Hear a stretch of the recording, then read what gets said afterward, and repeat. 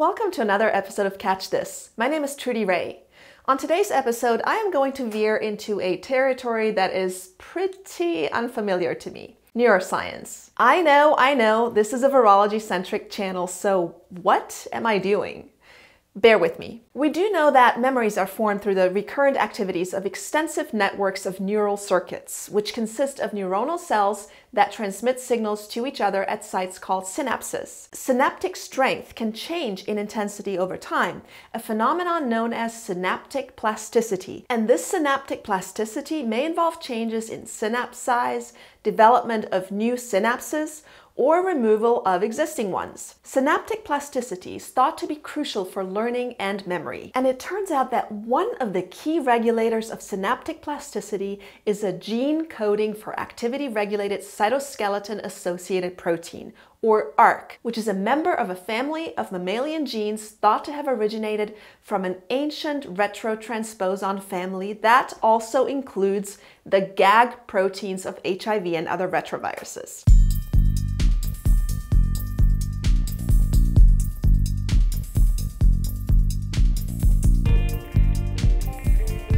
Retrotransposons are mobile genetic elements that can relocate from one genomic site to another by converting their DNA into RNA and back into a new DNA copy that is then reinserted at a different place in the host genome. GAG protein, which is essential and sufficient for the formation of viral capsids, consists of three domains.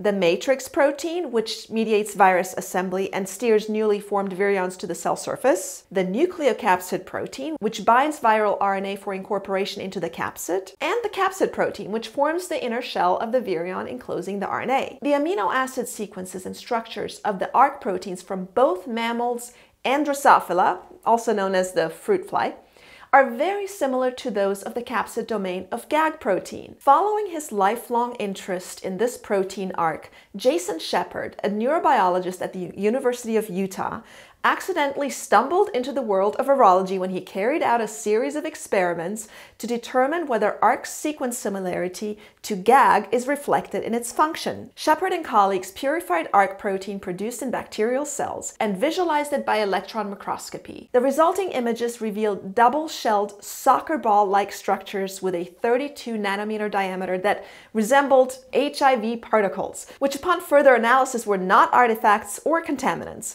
but were in fact virus-like capsids.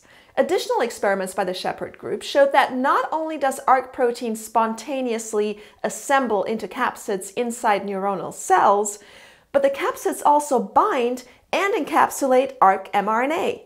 They are then released in extracellular vesicles that form when the cell membrane extends into an outward bubble and pinches off from the cell, and traffic that RNA to the next neuronal cell in some sort of mechanism of intercellular communication.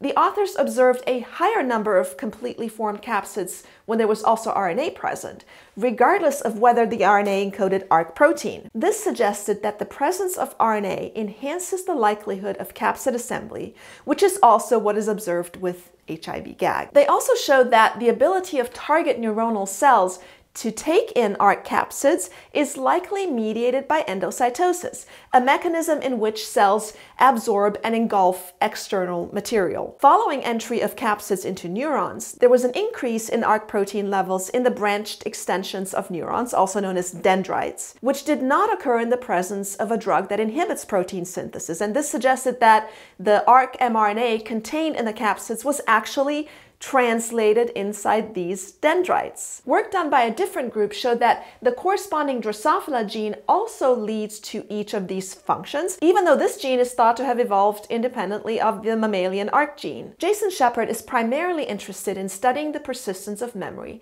and a process called memory consolidation, in which short-term recollections are converted into stable, long-term images. In his research, he discovered that mice that don't express ARC exhibit some short-term learning shuttling potential, but seem to have impaired long-term memory, presumably because they can't store and consolidate memory. Shepard has also noted that rats exhibit increased expression of ARC following a learning activity. Based on these observations, Shepard hypothesizes that because consolidation and storage of memory depend on renewed, continued protein synthesis, ARC may mediate a molecular mechanism that converts short-term memory into long-term memory, possibly by shuttling specific mRNAs between neuronal cells.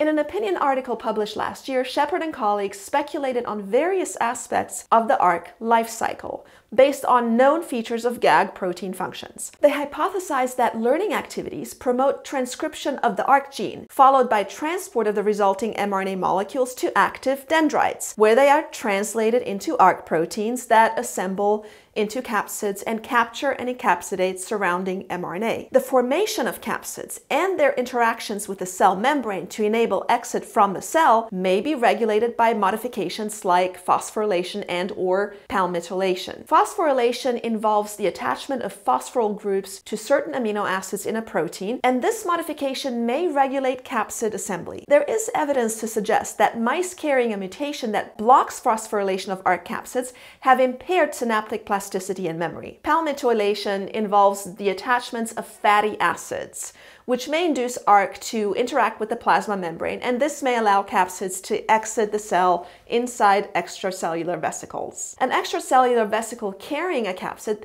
then likely travels to a nearby neuron, where it attaches to specific receptors and enters the cell via endocytosis. The capsids are then dismantled inside the cytoplasm, and the released mRNA is translated into protein. Shepard and colleagues are currently in the process of determining whether these hypotheses are correct and what happens after translation of the delivered mRNA. Because viruses can serve as vectors for delivering vaccines, therapeutic drugs, and healthy copies of defective genes to specific target cells, also known as gene therapy, ARC may just come in handy in these applications. It is possible that ARC is not immunogenic because it is also expressed in peripheral dendritic cells, which are an important element of the immune system. If that is true, ARC capsids could potentially deliver their cargo to their target cells without being detected by the immune system, and this would make them suitable as drug delivery vectors. The human genome encodes at least 100 retrovirus-derived GAG-like genes, few of which have been studied. It is possible that at least some of these genes encode additional proteins